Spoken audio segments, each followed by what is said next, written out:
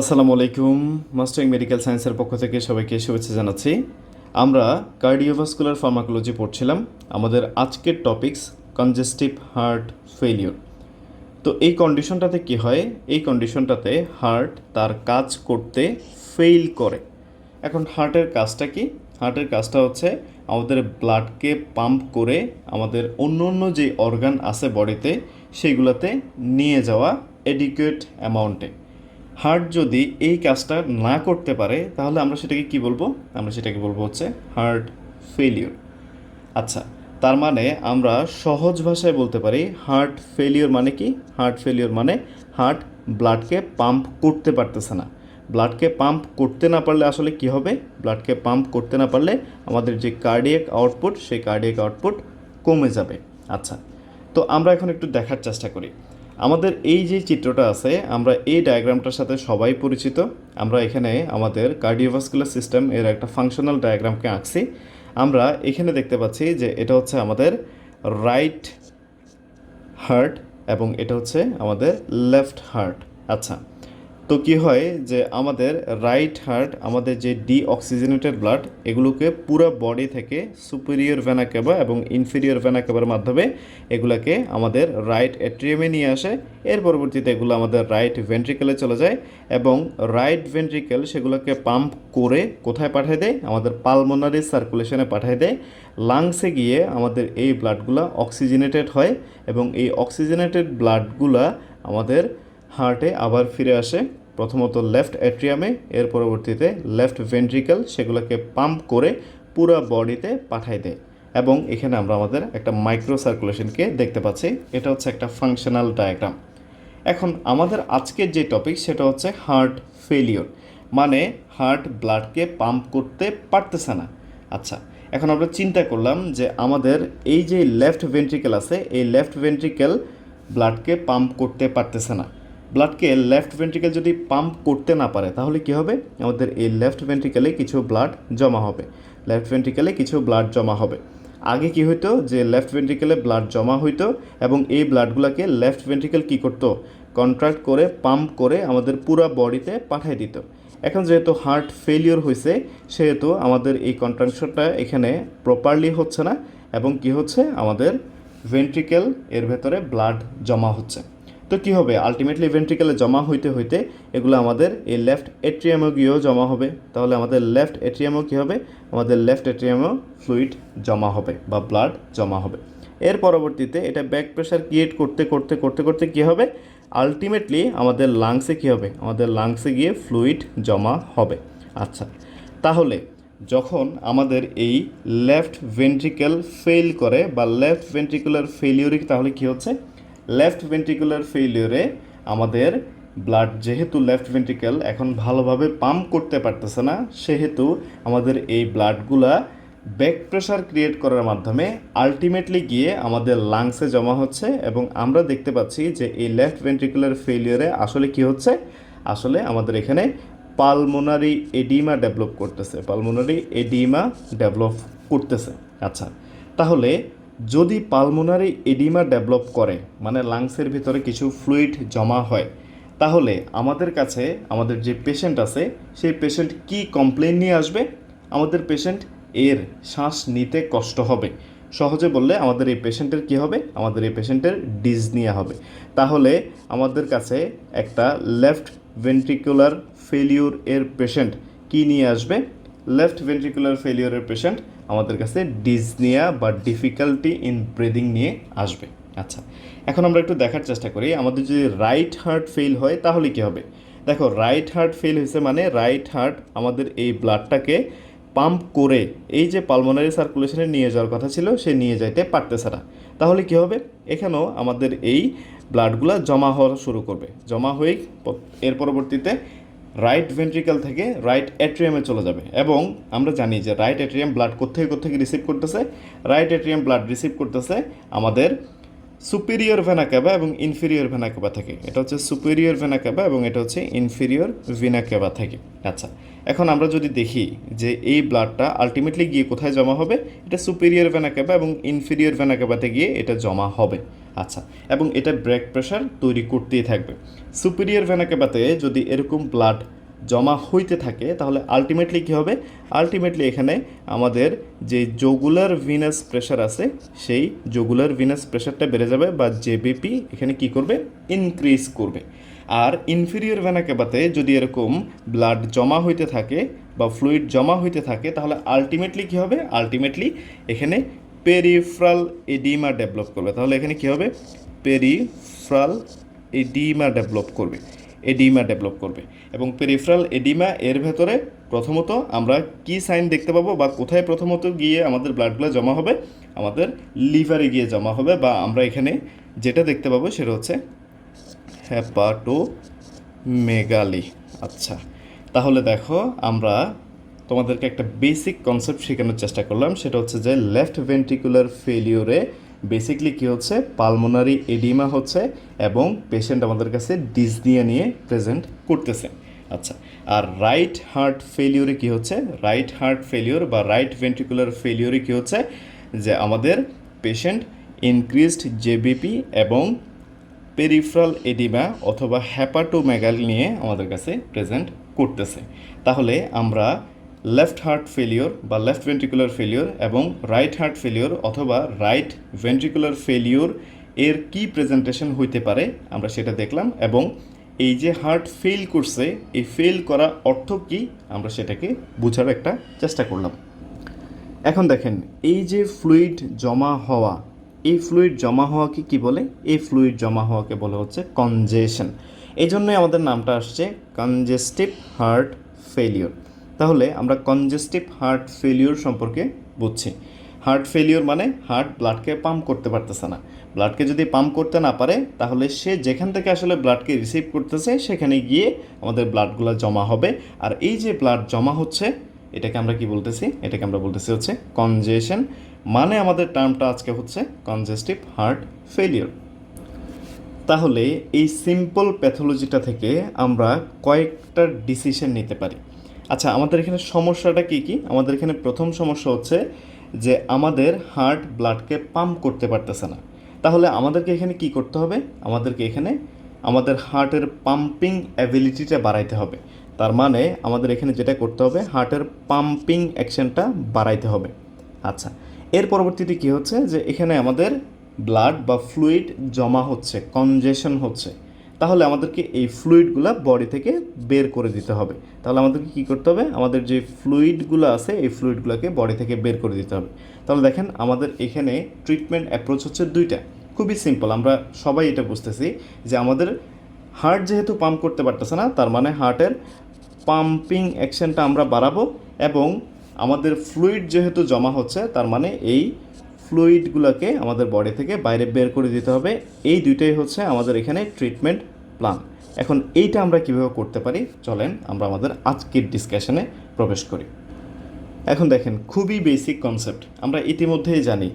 আমরা যে ড্রাগগুলা আমাদের বডি থেকে ফ্লুইডকে বাইরে বের করে দেওয়ার জন্য ব্যবহার করি সেগুলোকে কি বলা হয়? সেগুলোকে বলা হয়ে থাকে, আমরা ইতিমধ্যেই সেগুলো সম্পর্কে জানি, সেগুলোকে কী বলা হয়? সেগুলোকে বলা হয়ে থাকে ডাইউরেটিক্স। আচ্ছা, তাহলে আমরা ফ্লুইডকে বডি থেকে বাইরে বের করে দেওয়ার জন্য ডাইউরেটিক্সগুলো ব্যবহার করব। আর আমাদের হার্টের পাম্পিং অ্যাকশন যেই ড্রাগগুলো বাড়ায় তাদেরকে কী বলা হয়? তাদেরকে বলা হয়ে থাকে আয়োনোট্রপিক ড্রাগ। তাহলে তাদেরকে কী বলা হচ্ছে?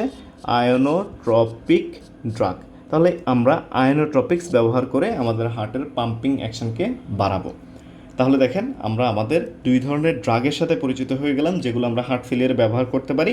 একটা হচ্ছে ডাইউরেটিক্স আর একটা হচ্ছে আয়োনোট্রপিক্স। ডাইউরেটিক্স ফ্লুইডকে বডি থেকে বাইরে বের করে দেওয়ার জন্য, আয়োনোট্রপিক্স আমাদের হার্টের পাম্পিং অ্যাকশনটাকে ভালো করার জন্য বা বাড়ানোর জন্য। তাহলে চলেন এখন আমরা এই ড্রাগগুলো সম্পর্কে একটা একটা করে জানি। আমরা শুরু করি ডাইউরেটিক্স দিয়ে। আচ্ছা, তাহলে আমাদের এখনকার টপিকস হচ্ছে ডাইউরেটিক্স, যেগুলো আমরা আমাদের হার্ট ফেলিওরে ব্যবহার করতে পারি। দেখেন, আমরা আমাদের ডাইউরেটিক্সের আলোচনায় মূলত দুই ধরনের ডাইউরেটিক্সের সাথে পরিচিত হয়েছি। এক ধরনের ডাইউরেটিক্সকে আমরা বলি হচ্ছে লুপ ডাইউরেটিক্স, আরেক ধরনের ডাইউরেটিক্সকে আমরা বলি হচ্ছে যে থায়াজাইড ডাইউরেটিক্স। আচ্ছা, তাহলে একটা হচ্ছে লুপ ডাইউরেটিক্স আর একটা হচ্ছে থায়াজাইড ডাইউরেটিক্স। আমরা লুপ ডায়ারেটিক্সকে বলছিলাম এগুলো হচ্ছে হাই সিলিং ডায়ারেটিক্স, মানে এদের এফিকেসিটা অনেক বেশি। তার মানে আমরা একদম লেমেন ল্যাঙ্গুয়েজে বলতে পারি যে এটা হচ্ছে স্ট্রং ডায়োরেটিক্স, আর রিলেটিভলি থায়াজেট হচ্ছে উইক ডায়োরেটিক্স। আচ্ছা, এবং আরেকটা গুরুত্বপূর্ণ কথা এখানে, আমাদের এই লুপ ডায়ারেটিক্স যদিও স্ট্রং ডায়ারেটিক্স, কিন্তু এটা আমাদের শর্ট সময়ের জন্য কাজ করে, মানে এদের টি হাফটা কম, এবং আমাদের থায়াজাইড ডায়ারেটিক্স হচ্ছে লং অ্যাক্টিং ডায়ারেটিক্স। আচ্ছা, তাহলে দেখেন লুপ ডায়ারেটিক্স এটা স্ট্রং ডায়ারেটিক্স এবং এটা অল্প সময়ের জন্য কাজ করে। তাহলে আমরা আমাদের হার্ট ফেলিওরে কোন ডায়ারেটিক্সটাকে চুজ করব? আমরা অবশ্যই লুপ ডায়ারেটিক্সকে চুজ করব। কারণ কি? কারণ এটা স্ট্রং ডায়ারেটিক্স, আমাদের এখানে একটা স্ট্রং ডায়ারেটিক্সের প্রয়োজন। তাহলে আমরা আমাদের ডায়ারেটিক্স এর ভেতরে কোন ডায়ারেটিক্সগুলো হার্ট ফেলিওরে ব্যবহার করব? হার্ট ফেলিওরে ব্যবহার করব লুপ ডায়ারেটিক্সকে।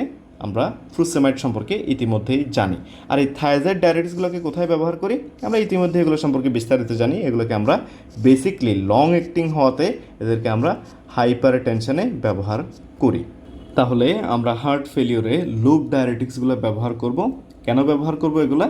কারণ এগুলা আমাদের যে ফ্লুইড জমা হচ্ছিল বা কনজেশন হচ্ছিল, সেই কনজেশনটাকে ডিক্রিজ করবে। তাহলে এগুলো বেসিকলি কী কাজ করবে? কনজেশন যে হচ্ছিল সেই কনজেশনটাকে কমাবে, এবং কনজেশনটা কমাইলে কী হবে? আমাদের যে সিমটম ছিল, যেমন হচ্ছে ডিজনিয়া, এই সিমটমটা কী করবে? সিমটম ইমপ্রুভ করবে। আচ্ছা, তাহলে পেশেন্ট এর যে সিমটম আছে সেই সিমটমটা ইমপ্রুভ করবে। বাট আমাদের মনে রাখতে হবে এই যে ডায়ারেটিক্স আছে এটা আমাদের হার্ট ফেলিওর এর যে লং টার্ম মর্টালিটি, সেই লং টার্ম মর্টালিটি রিডিউস করবে না। তাহলে আমরা মনে রাখবো মর্টালিটির বেলায় আমাদের এই ড্রাগগুলো কিন্তু তেমন কোনো ভূমিকা রাখে না। তাহলে আমরা হার্ট ফেলিওরে ডায়ারেটিক অফ চয়েস কাকে বলতে পারি? ডায়ারেটিক অফ চয়েস হচ্ছে আমাদের হাই সিলিং ডায়ারেটিক্স, যেমন হচ্ছে ফ্রুসেমাইড, টরসেমাইড, বিউমেটানাইড, এগুলোকে আমরা ব্যবহার করতে পারি। বাট যদি এদের প্রতি কোনো ধরনের রেজিস্ট্যান্স ডেভেলপ করে, তাহলে আমরা থায়াজাইড ব্যবহার করতে পারি এবং স্পাইরোনোল্যাকটোনও ব্যবহার করতে পারি। আচ্ছা, তাহলে এই ছিল আমাদের ডায়ারেটিক্স নিয়ে আলোচনা। এছাড়াও ডায়ারেটিক্সের বাকি যে আলোচনা সেগুলো আমরা ডায়ারেটিক্সের চ্যাপ্টারে ইতিমধ্যেই করে আসছি। সো আমরা আমাদের ডায়ারেটিক্সগুলোর সাইড ইফেক্ট কী, তাদের লং টার্ম ইউজ করলে কী হবে, এগুলো নিয়ে আমরা আর এখানে কথাবার্তা না বলি। আমরা জাস্ট এতটুকু কথা এখানে জেনে নেব যে আমরা লুপ ডায়ারেটিক্সগুলো ব্যবহার করব। বেসিক্যালি ফ্রুসেমাইড, টরসেমাইড, বিউমেটানাইড এগুলো আমরা ব্যবহার করতে পারি। আচ্ছা, তাহলে আমাদের হার্ট ফেলিওরে কনজেশনের যে সমস্যাটা ছিল আমরা সেটাকে সলভ করলাম।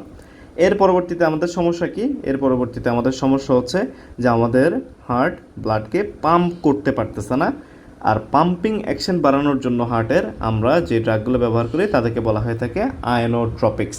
এখন চলো আমরা আমাদের এই হার্ট ফেলিওরে যে আয়নোট্রপিক ড্রাগগুলো ব্যবহার করতে পারি তাদের সম্পর্কে এখন জানবো। দেখো, আমরা আমাদের অটোনমিক নার্ভাস সিস্টেমের আলোচনায় এটা বলছি যে আমাদের হার্ট এর ভেতরে কোন ধরনের রিসেপ্টর থাকে? আমাদের হার্টের ভেতরে বিটা 1 অ্যাড্রেনার্জিক রিসেপ্টর থাকে। আর এই বিটা 1কে আমরা যদি স্টিমুলেট করি তাহলে কি হবে? বিটা 1কে স্টিমুলেট করলে আমাদের যে হার্ট আছে সেই হার্ট বেশি বেশি করে কন্ট্রাক্ট করবে বা বেশি বেশি করে ব্লাডকে পাম্প করবে।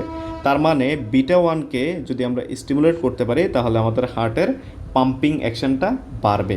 আচ্ছা, এখন বিটা 1কে স্টিমুলেট করতে পারে এরকম ড্রাগ সম্পর্কে আমরা ইতিমধ্যেই জেনে আসছি। আমরা যদি একটু রিভিউ করি তাহলে দেখো, বিটা 1কে স্টিমুলেট করতে পারে এরকম ড্রাগ আমাদের কাছে আছে হচ্ছে ডোপামিন, ডোবিউটামিন, নরএড্রেনালিন এবং আইসোপ্রিনালিন। আচ্ছা, তো আমরা সবাই জানি, তারপর আমরা একটু রিক্যাপ করি যে আমাদের ডোপামিন কোন কোন রিসেপ্টরের উপর কাজ করে। ডোপামিন D1 রিসেপ্টরের উপর কাজ করে, ডোপামিন বিটা 1 রিসেপ্টরের উপর কাজ করে এবং ডোপামিন আলফা 1 রিসেপ্টরের উপর কাজ করে। ডোজ ডিপেন্ডেন্ট অ্যাকশন আছে ডোপামিনের। আচ্ছা, এর পরবর্তীতে এক্সক্লুসিভলি বিটা 1 রিসেপ্টরের উপর কাজ করে কে? ডোভিটামিন। নর অ্যাড্রেনালিন, এটা কি কাজ করে? নর অ্যাড্রেনালিন আমাদের অনেকগুলো রিসেপ্টরের উপর কাজ করে, বাট সবগুলো রিসেপ্টরের উপর কাজ করে না। আমরা কীভাবে মনে রাখবো বলছিলাম? নর অ্যাড্রেনালিন মানে আমাদের অ্যাড্রেনার্জিক সব রিসেপ্টরের উপর কাজ করবে, বাট একটা রিসেপ্টরের উপর সে কাজ করবে না, নট মানে সে একটা রিসেপ্টরের উপর কাজ করবে না। কোন রিসেপ্টরের উপর সে কাজ করবে না? সে আলফা 1 এর উপর কাজ করবে, সে আলফা 2 এর উপর কাজ করবে, সে বিটা 1 এর উপর কাজ করবে, কিন্তু সে বিটা 2 এর উপর কাজ করবে না। আর আইসোপ্রেনালিন এটা একটা সিনথেটিক কম্পাউন্ড, এটা কোন কোন রিসেপ্টরের উপর কাজ করবে? এটা কেবলমাত্র বিটা 1 এবং বিটা 2 রিসেপ্টরের উপর কাজ করবে।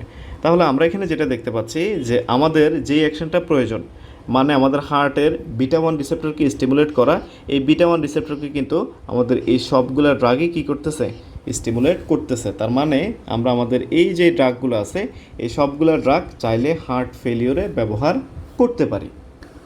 এখন দেখো, আমরা যদি এক্স্যাক্টলি জানতে চাই যে এই বিটা 1 রিসেপ্টর কীভাবে আমাদের হার্ট এর কন্ট্রাক্টিলিটি বাড়ায়, সেটা চাইলে আমরা একটু জানতে পারি।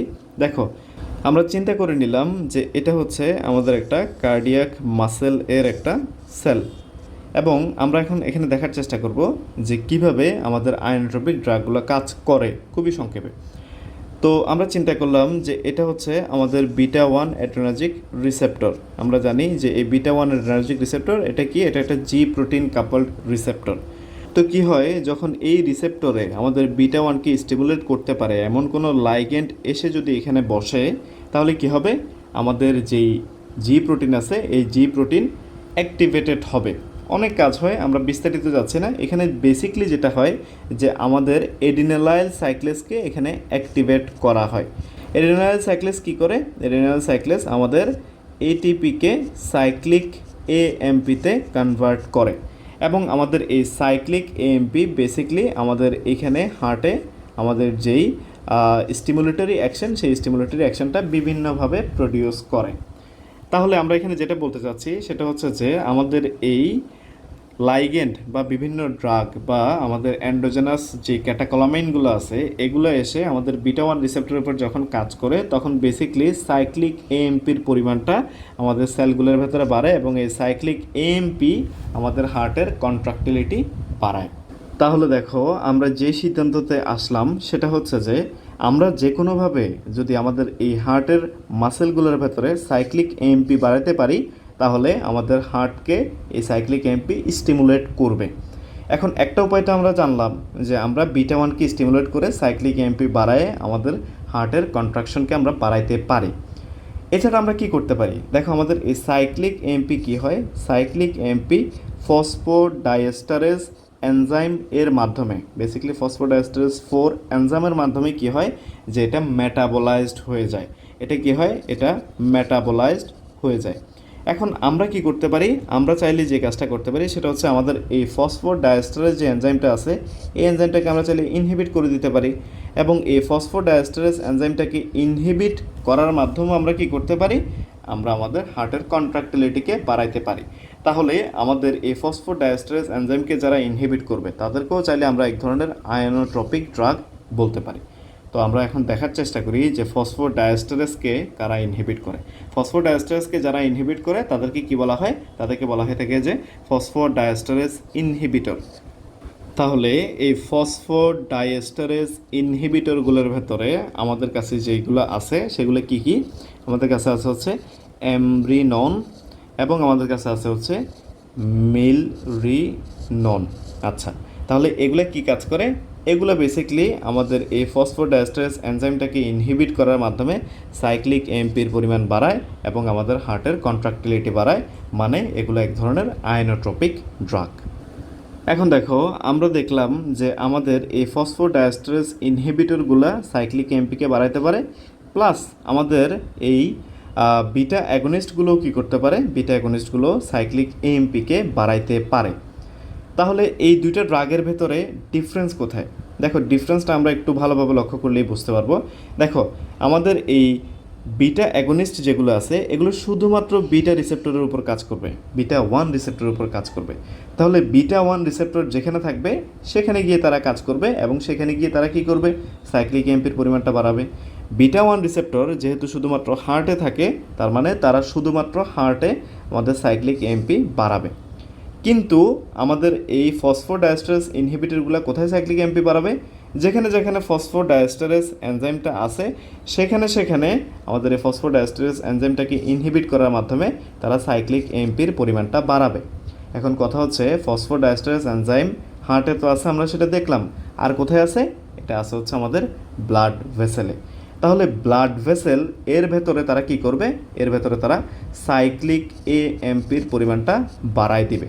আচ্ছা, এখন ব্লাড ভেসেলের ভেতরে যদি সাইক্লিক এএমপির পরিমাণটা বাড়ে, আমরা একটু দেখানোর চেষ্টা করি। ধরো এটা হচ্ছে ব্লাড ভেসেল, এই ব্লাড ভেসেলের স্মুথ মাসেলগুলোর ভেতরে যদি সাইক্লিক এএমপির পরিমাণটা বাড়ে, তাহলে এখানে কি হবে, তাহলে এখানে যেটা হবে সেটা হচ্ছে যে ভ্যাসোডাইলেশন হবে। এখানে কি হবে, এখানে ভ্যাসোডাইলেশন হবে। তাহলে আমাদের এই ফসফোডাইএস্টারেজ ইনহিবিটরগুলো কি কাজ করতেছে আমরা একটু দেখি। এরা হার্টে কি কাজ করতেছে, এরা হার্টে আয়োনোট্রপিক অ্যাকশন দিচ্ছে বা হার্টের আমাদের কন্ট্রাক্টিলিটি বাড়াচ্ছে। তাহলে হার্টে তারা আয়োনোট্রপিক হিসাবে কাজ করতেছে, আর ব্লাড ভেসেলে তারা কি করতেছে, ভ্যাসোডাইলেশন করতেছে। আচ্ছা, তাহলে এই দুইটা অ্যাকশনকে একসাথ করে তাদেরকে একটা আলাদা নাম দেওয়া হয়েছে। তাদের যে নামটা দেওয়া হয়েছে এদেরকে কি বলা হয়ে থাকে, এদেরকে বলা হয়ে থাকে আয়োনোডাইলেটরস। তাদেরকে কি বলা হয়, তাদেরকে বলা হয়ে থাকে আয়োনোডাইলেটরস। আচ্ছা, এখন এই আয়োনোডাইলেটরসগুলোর প্রয়োজনটা কোথায়? দেখো, আমাদের যখন রাইট সাইড হার্ট ফেলিওর হয়, মানে হচ্ছে রাইট ভেন্ট্রিকুলার ফেলিওর যখন হয়, তখন বেসিকলি আমাদের এখানে কি কাজ করা প্রয়োজন আমরা একটু এখানে দেখি। দেখো, রাইট হার্ট যখন ফেল করছে তখন আমাদের এখানে আয়োনোট্রপিক অ্যাকশনের পাশাপাশি আমাদের এখানে যেটা প্রয়োজন যে আমাদের এই ব্লাড ভেসেলগুলোকে ডাইলেট করা প্রয়োজন। এই ব্লাড ভেসেলগুলোকে ডাইলেট করা প্রয়োজন যাতে আমাদের এই ব্লাড ভেসেলগুলো বেশি পরিমাণে ব্লাডকে নিজের ভেতর নিতে পারে এবং আমাদের হার্টের উপর যাতে প্রেশারটা একটু কম হয়। তাহলে আমাদের এই আয়োনোডাইলেটরসগুলোর বেসিকলি যে ভূমিকা সেটা হচ্ছে রাইট ভেন্ট্রিকুলার ফেলিওরে। সেখানে কি করে তারা, সেখানে তারা হচ্ছে যে আয়োনোট্রপিক অ্যাকশনের পাশাপাশি তারা কি কাজ করে, তারা আমাদের ব্লাড ভেসেলগুলোকে ডাইলেট করে হার্টের উপরে প্রেশারটাকে কমায়। তাহলে আমরা এই ফসফোডাইএস্টারেজ ইনহিবিটরগুলোর যে ব্যবহার সেটা দেখে নিলাম। তাহলে আমাদেরকে যদি কেউ জিজ্ঞেস করে যে রাইট ভেন্ট্রিকুলার ফেলিওর বা রাইট হার্ট ফেলিওরে আমাদের আয়োনোট্রপিক অফ চয়েস কী হবে, তাহলে সেগুলো হবে ফসফোডাইএস্টারেজ ইনহিবিটর। আচ্ছা, এখন দেখো আমাদের এই দুইটা গ্রুপের ড্রাগে আমরা যেই জিনিসটা দেখতেছি সেটা হচ্ছে যে আমাদের বিটা ওয়ান অ্যাগনিস্টগুলো কী কাজ করতেছে, বিটা ওয়ান অ্যাগনিস্টগুলো বিটা ওয়ানকে স্টিমুলেট করার মাধ্যমে সাইক্লিক এএমপি বাড়াচ্ছে এবং ফসফোডাইএস্টারেজ ইনহিবিটরগুলো ফসফোডাইএস্টারেজ এনজাইমকে ইনহিবিট করার মাধ্যমে সাইক্লিক এএমপি বাড়াচ্ছে। এখন সাইক্লিক এএমপি কী কাজ করে আমরা ইতিমধ্যেই বললাম যে সাইক্লিক এএমপি আমাদের এখানে কন্ট্রাক্টিলিটি বাড়াচ্ছে। কন্ট্রাক্টিলিটি বাড়াইলে আমাদের এখানে আয়োনোট্রপিক অ্যাকশন আমরা পাচ্ছি। এখন এই সাইক্লিক এএমপি আরও কিছু কাজ করে। কি কি কাজ করে? সাইক্লিক এএমপি আমাদের হার্ট রেটও বাড়ায়, হার্ট রেটও বাড়ায় এবং আমাদের অ্যাট্রিয়াম থেকে ভেন্ট্রিকলে আমাদের যে কন্ডাকশন সেই কন্ডাকশনকেও বাড়ায়। এখন দেখো আমাদের কন্ট্রাক্টিলিটি বাড়াচ্ছে, সেটা একটা ভালো বিষয় যে আমাদের হার্ট এখন বেশি বেশি কন্ট্রাক্ট করতে পারতেছে বা বেশি ফোর্স নিয়ে কন্ট্রাক্ট করতে পারতেছে। কিন্তু দেখো হার্ট রেট বাড়ানোর ফলে কি হচ্ছে, দেখো হার্ট রেট বাড়াইলে কি হবে, হার্ট রেট বাড়াইলে আমাদের হার্টকে আরও বেশি বেশি রেটে বেশি বেশি করে পাম্প করতে হবে। এখন দেখো আমাদের হার্টটা অলরেডি ফেল করতেছে, আমরা চাই না আমাদের এই হার্ট রেটটা বাড়ুক, আমাদের এই কন্ডাকশনটা বাড়ুক। তাহলে আমরা আমাদের হার্ট ফেলিওরে আরও যে দুইটা ডিজায়ার অ্যাকশন আমাদের কাছে আছে সেটা হচ্ছে আমরা হার্ট রেটটাকে কমাইতে চাচ্ছি এবং আমরা আমাদের কন্ডাকশনটাকে কমাইতে চাচ্ছি। কিন্তু দেখো আমাদের এই সাইক্লিক এএমপি বাড়ার ফলে আমাদের হার্ট রেটটাও বেড়ে যাচ্ছে এবং আমাদের কন্ডাকশনটাও বেড়ে যাচ্ছে, যেগুলো আমরা চাচ্ছি না। তাহলে দেখো আমাদের এই দুইটা গ্রুপের ড্রাগের সমস্যা হচ্ছে তারা সাইক্লিক এএমপি বাড়ায় আমাদের হার্ট রেটও বাড়াচ্ছে, কন্ডাকশন বাড়াচ্ছে, যেটা আমাদের প্রয়োজন নাই। সেজন্য আমরা আরেক ধরনের ড্রাগ এখানে ইন্ট্রোডিউস করব তোমাদের কাছে, যেগুলা আমাদের হার্ট রেটটাকে বাড়াবে না। আমাদের 3 নম্বর যে গ্রুপের ড্রাগ আমাদের কাছে আছে সেগুলো কি, সেগুলোকে বলা হয়ে থাকে কার্ডিয়াক গ্লাইকোসাইড। সেগুলোকে কি বলা হয়ে থাকে? কার্ডিয়াক গ্লাইকোসাইড, বা এই গ্রুপটাকে বলা হয়ে থাকে কি, এই গ্রুপটাকে বলা হয়ে থাকে ডিজিটালিস। এদেরকে কী বলা হচ্ছে? ডিজিটালিস বলা হচ্ছে। তাহলে কার্ডিয়াক গ্লাইকোসাইড বা ডিজিটালিস সম্পর্কে আমরা এখন আলোচনা করব। এদেরকে গ্লাইকোসাইড বলা হচ্ছে কারণ কি, কারণ এদের ভেতরে একটা সুগার গ্রুপ থাকে, এই জন্য এদেরকে বলা হয়ে থাকে যে গ্লাইকোসাইড। আর কার্ডিয়াক বলা হচ্ছে কারণ এদের অ্যাকশনটা কি, আমাদের হার্টের উপরে এরা পজিটিভ আয়োনোট্রপিক অ্যাকশন আমাদেরকে প্রোভাইড করে। আচ্ছা, এখন এই ডিজিটালিস এটা হচ্ছে একটা কমন নাম। এই ডিজিটালিস এর ভেতরে কিছু ড্রাগ আমাদের কাছে আছে, যেমন কি কি ড্রাগ আছে আমাদের কাছে। তাহলে ডিজিটালিস এর ভেতরে আমাদের কাছে আছে হচ্ছে ডিজক্সিন, ডিজিটক্সিন এবং ওভেইন। আচ্ছা, তাহলে দেখো ডিজিটালিস এর ভেতরে এই তিনটা ড্রাগ আমাদের কাছে আছে। এখন এই ডিজক্সিন এটা আমরা কোত্থেকে পাই? এটা আমরা পাই হচ্ছে ডিজিটালিস ল্যান্টা নামে একটা প্লান্ট থেকে। এর পরবর্তীতে ডিজিটক্সিন, এই ডিজিটক্সিন আমরা করতে পাই ডিজিটালিস পারপিউরা নামে একটা প্লান্ট থেকে আমরা পাই। তাহলে দেখো ডিজিটালিস এটা হচ্ছে একটা কমন নেম। আমরা কি কি ড্রাগের ভেতরে আছে? এর ভেতরে আছে হচ্ছে ডিজক্সিন, ডিজিটক্সিন, ওভিন। আমরা বেসিকলি এখন যেটা ব্যবহার করি সেটা হচ্ছে ডিজক্সিন, ডিজিটক্সিন আর ওভিন, এগুলো আমরা ব্যবহার করি না। তো আমরা মনে রাখবো যে ডিজিটক্সিন যেটা সেটা আমরা আর ব্যবহার করি না, আমরা ডিজক্সিন ব্যবহার করি। এখন তাহলে চলো আমরা দেখার চেষ্টা করি যে কার্ডিয়াক গ্লাইকোসাইট কিভাবে কাজ করে, কার্ডিয়াক গ্লাইকোসাইট কিভাবে আমাদের হার্টের কন্ট্রাক্টিলিটি বাড়ায়। আচ্ছা, তো সেটা জানার জন্য আমাদেরকে প্রথমেই যেটা জানতে হবে সেটা হচ্ছে যে নর্মালি কিভাবে আমাদের হার্ট কন্ট্রাক্ট করে। আমরা জানি যে আমাদের হার্টে কি হয়, ডিপোলারাইজেশন হয়, যেটা একটা ইলেকট্রিক্যাল ইভেন্ট, মানে এখানে বিভিন্ন আয়ন ঢুকে বের হয়। এই ডিপোলারাইজেশনটা কিভাবে একটা মেকানিক্যাল ইভেন্ট বা কন্ট্রাকশন তৈরি করতেছে, এখন চলো আমরা প্রথমে সেটাকে দেখি এবং সেই আলোচনায় আমরা ডিজিটালিসকে নিয়ে আসব এবং দেখব যে ডিজিটালিস কিভাবে আমাদের ওই অ্যাকশন পটেনশিয়ালকে প্রভাবিত করার মাধ্যমে আমাদের কন্ট্রাকশনকে বাড়াচ্ছে। আচ্ছা, তাহলে আমরা চলো এখন নর্মাল হার্ট কিভাবে কন্ট্রাক্ট করে সেটাকে একটু দেখার চেষ্টা করি। তো সেজন্য আমরা চিন্তা করলাম যে এটা হচ্ছে আমাদের একটা মায়োকার্ডিয়াল সেল। তাহলে এটা হচ্ছে কি একটা মায়োকার্ডিয়াল সেল, আমরা একটা বড় মায়োকার্ডিয়াল সেল আঁকার চেষ্টা করছি এখানে। আচ্ছা, এখন কি হয় যে নর্মালি আমাদের এই মায়োকার্ডিয়াল সেল এর যে রেস্টিং মেমব্রেন পটেনশিয়ালটা থাকে সেটা থাকে হচ্ছে নেগেটিভ, যেমন এটা 90 মিলিভোল্ট এর মতো, নেগেটিভ 90 মিলিভোল্ট এর মতো। তো এখানে কি হয় যে কিছু সোডিয়াম চ্যানেল থাকে, এই সোডিয়াম চ্যানেলগুলো দিয়ে কিছু সোডিয়াম আমাদের এই কোষের ভেতরে প্রবেশ করে। সোডিয়াম এটা একটা পজিটিভ চার্জের আয়ন এবং এই পজিটিভ চার্জের আয়ন কোষের ভেতরে প্রবেশ করার জন্য আমাদের কোষের যে নর্মাল নেগেটিভ পটেনশিয়াল ছিল এই নর্মাল নেগেটিভ পটেনশিয়ালটা চলে যায়। যেহেতু নর্মাল নেগেটিভ পটেনশিয়ালটা চলে যাচ্ছে বা লস হচ্ছে, সেজন্য এটাকে কি বলা হয়ে থাকে? এটাকে বলা হয়ে থাকে ডিপোলারাইজেশন। মানে নর্মাল যে নেগেটিভ পোলারিটি ছিল এই নেগেটিভ পোলারিটিটা আর থাকতেছে না, মানে আমাদের কোষটা ডিপোলারাইজড হয়ে যাচ্ছে। আমরা সবাই আমাদের এই ডিপোলারাইজেশনের চিত্রটার সাথে পরিচিত, যে প্রথমে কি হয় যে আমাদের এই যে রেস্টিং মেমব্রেন পটেনশিয়াল যেটা থাকে যেমন 90 মিলিভোল্ট, এই 90 মিলিভোল্ট এর ভেতরে কী হয় যে কিছু সোডিয়াম প্রবেশ করার কারণে আমাদের এখানে ডিপোলারাইজেশন হয়। এরপরে কি হয়, এরপরে আমাদের এই সোডিয়াম চ্যানেলগুলো বন্ধ হয়ে যায়। এর পরবর্তীতে কি হয় যে কিছু পটাশিয়াম চ্যানেল ওপেন হয় এবং পটাশিয়াম আমাদের কোষ থেকে বাইরে বের হইতে থাকে, যার জন্য কি হয় এখানে রিপোলারাইজেশনটা শুরু হয়। যেহেতু পটাশিয়াম একটা পজিটিভ চার্জের আয়ন কোষ থেকে বাইরের দিকে বের হয়ে যাচ্ছে, সেজন্য কি হবে যে কোষের ভেতরকার পটেনশিয়াল কমতে থাকবে, যার জন্য এখানে কি হয় যে রিপোলারাইজেশনটা শুরু হয়।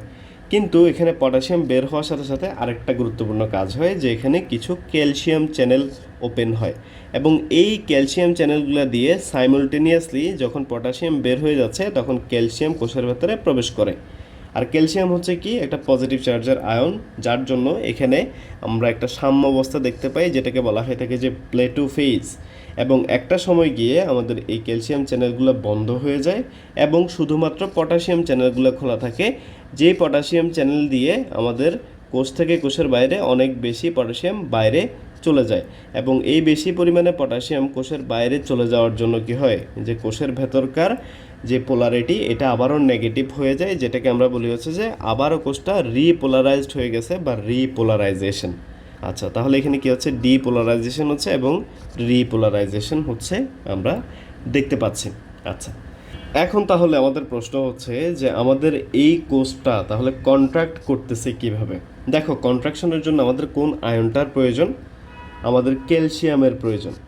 এখন আমাদের এইখানে যেই পরিমাণে ক্যালসিয়াম প্রবেশ করে, মানে আমাদের ডিপোলারাইজেশন এর পরে প্লেটোফেজে যেই পরিমাণে ক্যালসিয়াম প্রবেশ করে, এটা আমাদের কার্ডিয়াক মাসেলকে কন্ট্রাক্ট করানোর জন্য যথেষ্ট না। যেমন ধরো আমাদের কার্ডিয়াক মাসেলকে কন্ট্রাক্ট করানোর জন্য 1000টা ক্যালসিয়াম আয়নের প্রয়োজন, কিন্তু আমাদের এই যেই ফেজ এখানে ক্যালসিয়াম প্রবেশ করে 10টা। তাহলে কি এই ক্যালসিয়ামগুলা আমাদের এই কোষটাকে কন্ট্রাক্ট করাতে পারবে? উত্তর হচ্ছে না, পারবে না। তাহলে আমরা কিভাবে আমাদের এই কোষটাকে কন্ট্রাক্ট করাতে পারবো? দেখো, আমাদের কোষের ভেতরেই ক্যালসিয়ামের একটা স্টোর হাউস আছে, যেটাকে কি বলা হয়ে থাকে? যেটাকে বলা হয়ে থাকে যে এন্ডোপ্লাজমিক রেটিকুলাম। আর যেহেতু এটা একটা মাসেল সেল, সেহেতু এটাকে কি বলা হবে? এটাকে বলা হবে হচ্ছে সার্কোপ্লাজমিক রেটিকুলাম। এই সার্কোপ্লাজমিক রেটিকুলাম এর ভেতরে কি থাকে? যে ক্যালসিয়াম অনেক বেশি স্টোর হয়ে থাকে, এবং এই ক্যালসিয়ামগুলোকে যদি আমরা বের করতে পারি তাহলে কি হবে? তাহলে আমাদের এই কোষটা কন্ট্রাক্ট করবে। আচ্ছা, তাহলে এই কাজটা হয় কিভাবে? আমাদের বাইরে থেকে যেই অল্প পরিমাণে ক্যালসিয়াম আসছে, এই অল্প পরিমাণে ক্যালসিয়াম এসে এখানে কিছু চ্যানেলের উপর কাজ করে, যেই চ্যানেলগুলোকে বলা হয়ে থাকে কি? যেগুলোকে বলা হয়ে থাকে যে রাইনোডিন রিসেপ্টর। এগুলোকে কী বলা হচ্ছে? রাইনোডিন রিসেপ্টর। এই রাইনোডিন রিসেপ্টরকে তারা যখন স্টিমুলেট করে এই ক্যালসিয়ামগুলো এসে, তখন কি হয়? যে আমাদের এইখান থেকে অনেক অনেক বেশি পরিমাণে ক্যালসিয়াম বাইরে বের হয়। এখান থেকে অনেক অনেক বেশি পরিমাণে ক্যালসিয়াম বাইরে বের হয়, যেটা কিনা আমাদের এই সেলটাকে কন্ট্রাক্ট করাইতে পারবে। আচ্ছা, তো কন্ট্রাকশনটা কীভাবে হয়? আমরা সবাই জানি যে অ্যাক্টিন মায়োসিন ইন্টারাকশনের মাধ্যমে হয়। যেমন আমরা যদি তোমাদেরকে একটু দেখাই, এই জিনিসটা আমরা সবাই জেনে আসছি আমাদের ফিজিওলজিতে। তারপরও আমরা যদি একটু রিভিউ করি, যে এখানে কী হয়? যে কিছু মায়োসিন হেড থাকে, এই যে মায়োসিন হেডগুলোকে আমরা দেখাচ্ছি, মায়োসিন হেড থাকে, মায়োসিন হেড থাকে, এবং আমরা জানি যে এখানে কি থাকে? আমাদের ট্রোপোমায়োসিন থাকে, আর এখানে থাকে হচ্ছে ট্রোপোনিন। এখানে থাকে হচ্ছে ট্রোপোমায়োসিন, এখানে থাকে হচ্ছে ট্রোপোমায়োসিনকে আমরা দেখাচ্ছি। তো আমাদের এই ক্যালসিয়াম যেগুলো বের হয়েছে, এগুলো এসে কার উপর কাজ করবে? ট্রোপোনিনের উপর কাজ করবে। ট্রোপোনিনের উপর কাজ করলে আমাদের এইখানের এই যে ট্রোপোমায়োসিন জিনিসটা থাকে, এই ট্রোপোমায়োসিন জিনিসটা তখন বোটে যায়। বোটে অনেকটা কি হয়? যে এটার উপরে এভাবে চলে আসে, এবং তখন কি হয়? যে আমাদের এই অ্যাক্টিন এবং এই মায়োসিন এর হেড দুইটা কি করতে পারে? এখানে ইন্টারাক্ট করতে পারে, এবং এই ইন্টারাকশনের ফলে কি হয়? আমাদের এখানে আমাদের মাসেলটা কন্ট্রাক্ট করে। আচ্ছা, তাহলে আমরা দেখছি যে এখানে কাজটা কিভাবে হচ্ছে। আমরা যদি তোমাদেরকে একটু রিভিউ করে দিই, আমাদের কোষের ভেতরকার পটেনশিয়ালটা নেগেটিভ ছিল। এই নেগেটিভ পটেনশিয়ালটা আমাদের সোডিয়াম আসার ফলে কি হয়? পজিটিভ হয়ে যায়, যার জন্য আমরা এটাকে বলি হচ্ছে ডিপোলারাইজেশন। ডিপোলারাইজেশন হওয়ার পরে পটাশিয়াম বাইরে বের হইতে থাকে এবং ক্যালসিয়াম ভেতরে প্রবেশ করতে থাকে সাইমুলটেনিয়াসলি, যার জন্য কি হয়? যে একটা প্লেটো ফেজ আমরা এখানে দেখতে পাই। এর পরবর্তীতে শুধু পটাশিয়াম বের হওয়ার জন্য কি হয়? রিপোলারাইজেশনটা হয়। আচ্ছা, এখন কন্ট্রাকশনটা কীভাবে হয়? এই যে ছোটো অ্যামাউন্টে ক্যালসিয়াম প্রবেশ করছিল এখানে প্লেটো ফেজে, এই ক্যালসিয়ামগুলো এসে রাইনোডিন রিসেপ্টরের উপর কাজ করে সার্কোপ্লাজমিক রেটিকুলামের, যেখান থেকে কি হয়? যে অনেক বেশি ক্যালসিয়াম রিলিজ হয়, এবং এগুলো গিয়ে অ্যাক্টিন মায়োসিন ইন্টারাকশনের মাধ্যমে আমাদের এখানে কন্ট্রাকশনটা হচ্ছে। এখন শুধু কন্ট্রাকশন হলে তো হবে না, আমাদের এই মাসেলটাকে আবার কি করতে হবে? রিল্যাক্সেশনও করতে হবে, তাই না? তো রিল্যাক্সেশনটা কীভাবে হবে? ক্যালসিয়াম যেখান থেকে বের হয়েছে ওখানে আবার চলে যাবে, তাহলেই তো রিল্যাক্সেশনটা হয়ে যাচ্ছে, তাই না? এখন এই কাজটা হবে কিভাবে? দেখো, আমাদের এইখানে যে ক্যালসিয়ামগুলা আমরা প্রবেশ করাইছিলাম আমাদের ডিপোলারাইজেশনের সময়, এগুলোকে এখন বের করে দিতে হবে। কীভাবে বের করবো এগুলোকে বের করা হয় কিছু ক্যালসিয়াম এটিপিএসের মাধ্যমে। এগুলোকে বলা হয়ে থাকে ক্যালসিয়াম এটিপিএস। এই ক্যালসিয়াম এটিপিএসগুলো কী করে? আমাদের একটা এটিপি খরচ করার মাধ্যমে ক্যালসিয়ামগুলোকে কী করে? কোষের বাইরে পাঠিয়ে দেয়। এছাড়াও ক্যালসিয়ামকে বের করে দেওয়ার আরেকটা উপায় আছে, সেই উপায়টা হচ্ছে এক্সচেঞ্জার পাম্প। এই যে এই পাম্পটা, এটা কি করে? এটা হচ্ছে যে আমাদের ক্যালসিয়ামকে কোষের বাইরে পাঠায়, এর এক্সচেঞ্জে কোষের ভেতরে কাকে নিয়ে আসে? এর এক্সচেঞ্জে কোষের ভেতরে সোডিয়ামকে নিয়ে আসে। তাহলে দেখো, আমাদের এই যে ক্যালসিয়ামটা আমাদের কোষের ভেতরে প্রবেশ করছিল, এই ক্যালসিয়ামটাকে আমরা কোষের থেকে কীভাবে বের করে দিচ্ছি? ক্যালসিয়াম এটিপিএস এবং হচ্ছে যে ক্যালসিয়াম সোডিয়াম এক্সচেঞ্জারের মাধ্যমে এদেরকে আমরা কি করতেছি? আমাদের কোষ থেকে কোষের বাইরে এই ক্যালসিয়ামটাকে বের করে দিচ্ছি। এখন দেখো, আমাদের এখানে এই যে সোডিয়াম প্রবেশ করতেছে, এরপরে দেখতেছি যে পটাশিয়াম বের হয়ে যাচ্ছে, আবার এখানে দেখো সোডিয়াম প্রবেশ করতেছে। এখন এই যে সোডিয়াম এবং পটাশিয়াম, এদের একটা ইমব্যালেন্স হওয়ার সম্ভাবনা আছে না? দেখো, ক্যালসিয়াম যেগুলো প্রবেশ করছিল এগুলোকে বের করে দিয়েছি। এখন এই যে সোডিয়াম আর পটাশিয়াম, যে এদিকে পটাশিয়াম বের হয়ে যাচ্ছে, সোডিয়াম কোষের ভেতরে প্রবেশ করতেছে, তাহলে কোষের ভেতরে কী হবে? যে আমাদের কোষের ভেতরে আমরা যদি তোমাদেরকে একটু দেখাই যে কোষের ভেতরে আমাদের সোডিয়াম বেড়ে যাবে এবং কোষের বাইরে কি হবে যে পটাশিয়াম বেড়ে যাবে। তো এই আয়নিক যে সমস্যাটা আছে এই ইমব্যালেন্সটাকে ব্যালেন্স করার জন্য আমাদের কাছে একটা পাম্প আছে। এটা কি? এটা হচ্ছে সোডিয়াম পটাশিয়াম এটিপিএস। এটা হচ্ছে সোডিয়াম পটাশিয়াম এটিপিএস। এই সোডিয়াম পটাশিয়াম এটিপিএস কি করবে?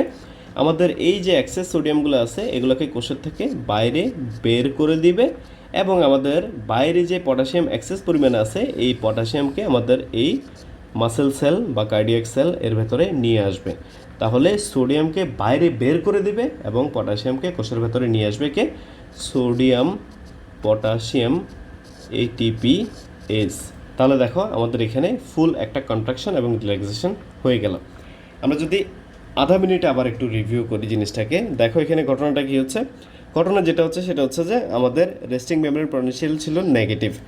সোডিয়াম প্রবেশ করার কারণে আমাদের কোষের ডিপোলারাইজেশন হইল এবং রিপোলারাইজেশন হওয়ার জন্য কী হয়েছে যে কিছু পটাশিয়াম চ্যানেলের মাধ্যমে পটাশিয়াম বের হয়ে যাচ্ছে এবং পাশাপাশি ক্যালসিয়ামও প্রবেশ করতেছে, যার জন্য আমরা একটা প্লেটো ফেজ দেখতে পাই। এবং এই ক্যালসিয়ামটার জন্য কি হচ্ছে আমাদের এখানে কন্ট্রাকশনটা হচ্ছে কীভাবে হচ্ছে? ক্যালসিয়ামটা গিয়ে আমাদের সার্কোপ্লাজমিক রেটিকুলামের রাইনোডিন রিসেপ্টরকে স্টিমুলেট করতেছে, অনেক বেশি পরিমাণে ক্যালসিয়াম এসে অ্যাক্টিন মায়োসিন ইন্টারাকশনের মাধ্যমে এখানে কন্ট্রাকশনটা হচ্ছে। এখন এই যে ক্যালসিয়ামগুলো আসলো এই ক্যালসিয়ামগুলো বের হবে কীভাবে? দুইটা চ্যানেলের মাধ্যমে, ক্যালসিয়াম এটিপিএস এবং হচ্ছে যে ক্যালসিয়াম সোডিয়াম এক্সচেঞ্জার বা অ্যান্টিপোর্ট এর মাধ্যমে এগুলো যাবে। এখন এই যে সোডিয়াম পটাশিয়ামের যেই ইমব্যালেন্সটা এই ইমব্যালেন্সটাকে ব্যালেন্স করবে কে? সোডিয়াম পটাশিয়াম এটিপিএস, যার মাধ্যমে সোডিয়াম কোষের বাইরে যাবে এবং পটাশিয়াম কোষের ভেতরে প্রবেশ করবে। এটা হচ্ছে নর্মাল মেকানিজম। তাহলে আমরা নর্মালি কিভাবে আমাদের হার্টের মাসেল কন্ট্রাক্ট করে সেটাকে দেখে নিলাম। তাহলে দেখো আমরা একটা বড় পিকচারকে মাথায় নিলাম। এখন এখানে একটা ছোট পয়েন্ট, এই যে সার্কোপ্লাজমিক রেটিকুলাম থেকে যে এত এত বেশি পরিমাণে ক্যালসিয়াম আমাদের এই সাইটোপ্লাজমে বের হয়ে আসলো, এখন এই ক্যালসিয়ামগুলোকে আবার কি করতে হবে? এই সার্কোপ্লাজমিক রেটিকুলামের ভেতরে প্রবেশ করাইতে হবে।